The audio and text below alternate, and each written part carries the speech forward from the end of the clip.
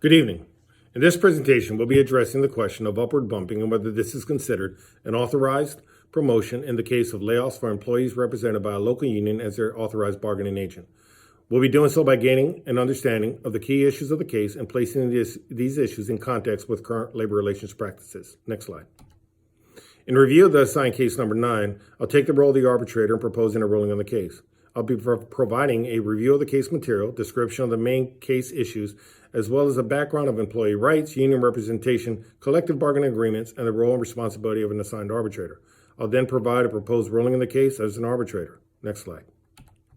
Case 9 speaks to the case of a plant manufacturer of aluminum products.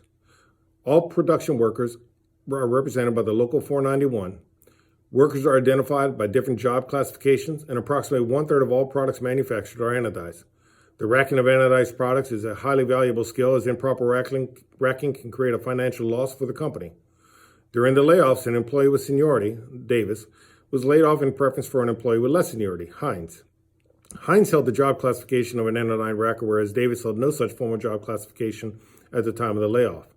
Davis filed a grievance stating he had learned the job of anodized racking while on the job and could conduct the activity if paired with an experienced racker, and should have been retained based on seniority. The plant manager testified that Davis was willing to do the job of a racker, would have been paired with an experienced racker if he had been retained, and would have been deemed a certified racker within 30 days.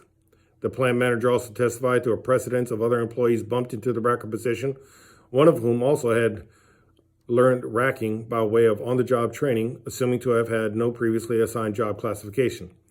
Relevant contract provisions relate layoffs based on seniority, plant-wide, followed by the ability to do the assigned job. Next slide. The major issues of this case are around whether the layoff of Davis, a senior employee, was legal and in compliance with the collective bargaining agreement between management and the Local 491. Next slide. In review of the facts of Case 9, which includes relevant contract provisions, Article 9, Section 1 states seniority is a plant-wide basis. Section 2 further clarifies, related to layoffs, that the priority of layoffs is first determined by seniority, followed by one's ability to do the work. Although Ray Davis did not have the relevant job classification assigned, my decision that the layoff was unjust and Davis should be reinstated with all prior lost wages was reinforced by Davis's own testimony, as well as the testimony of the plant manager, which included a precedence of Davis's claim to not having previously been assigned the job classification but learned on the job. We'll talk more on this regarding employee rights, collective bargaining agreements, and the basis of arbitration. Next slide. In 2018, Bud speaks of the 4 types of employee rights typically found in union contracts as just cause, discipline, and discharge, seniority rights, compensation, and grievance procedures. In this case, we're focusing on seniority rights relative to layoffs. In 2018, Bud states that bumping rights grants more senior employees the right to bump less senior workers out of their positions during layoffs. Lee, in 2004, speaks of the commonality of seniority rules in union contracts by a rate of 88% in 1995 relative to layoffs.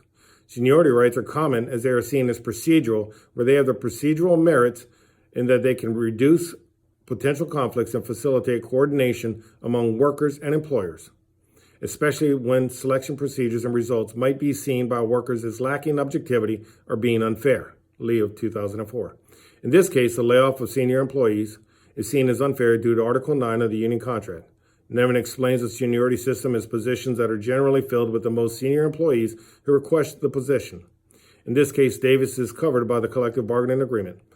The question may stem to the ability to perform the job requirements, but this is covered by his on-the-job training and the plant manager's testimony of being certified within 30 days. Next slide. The CBAs began in the early part of the 20th century, whereby workers fought for worker justice in a successful attempt to force employers to follow impartial rules. Layoffs are based on seniority rather than managerial favoritism and discrimination. Budd of 18. Furthermore, Budd in 18 cites the Taft-Hartley Act amendments to the National Labor Relations Act as the impetus in making these collective bargaining agreements enforceable in federal court. Today's union contracts therefore legally enforceable documents and specify the laws of the workplace.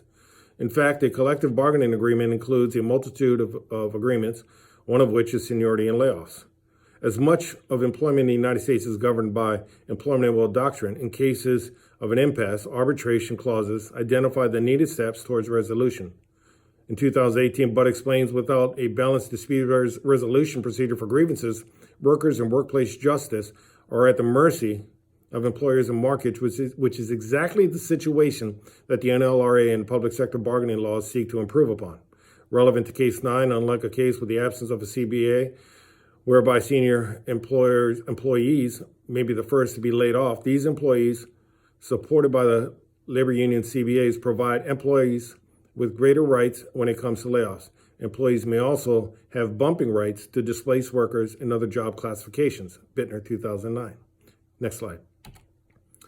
Hunter and Klein in 2004 define a grievance as any dispute that arises between employer and employee, which relates to the implied or implicit terms of the employee agreements. Grievance procedures are an important part of the CBA because it is an identified process on how to handle disagreements between management and the union regarding employees' dissatisfaction and belief of CBA violations. By way of agreeing to an arbitration clause, this prevents a breakdown of company function by way of lockout strikes and other activities that degrade both the economic impact on both the organization and employees. As stated by Walker and Hamilton in 2011, in unionized sites, grievance provisions negotiated in CBAs have been the classical means through which conflict is managed and justice afforded to employees. Arbitrators are outside third parties assigned to hear the grievance, and their determination is binding. As preparation for grievance procedures are highly impactful in one's quest for positive outcomes, preparing for it suggests parties ensure the reviewing the arbitration clause and reviewing the grievance steps. A misstep in either case can negate one's cause and lead to a negative outcome. Next slide. Grievance procedures include the following steps. Employee engages immediate supervisor for a resolution. If not satisfied, a union representative and a management official will meet to resolve the grievance. If still not satisfied, they can move to the third step where the employee can submit to higher union officials and upper management for resolution. If still not satisfied, the grieving party can submit for binding arbitration. Arbitrators are outside third parties assigned to hear the grievance and determination, and their determination is binding. And this is a rights arbitration case where Budd in 18 defines it as involving a hearing before a third-party neutral, the arbitrator, who issues a decision that is binding on all parties. Once a date is scheduled and arbitration takes place, the arbitrator will review the grievance and compare it to the CBA to ensure it meets the necessary criteria. The arbitrator will then hear all arguments from each side before levying a binding decision. Next slide. In conclusion, the plant manufacturing company violated the collective bargaining agreement by laying off Davis, a senior employee, without being afforded the opportunity to bump up. Post the grievance arbitration, a binding decision was made for the manufacturing plant to reinstate Davis with compensation for all lost wages. Thank you.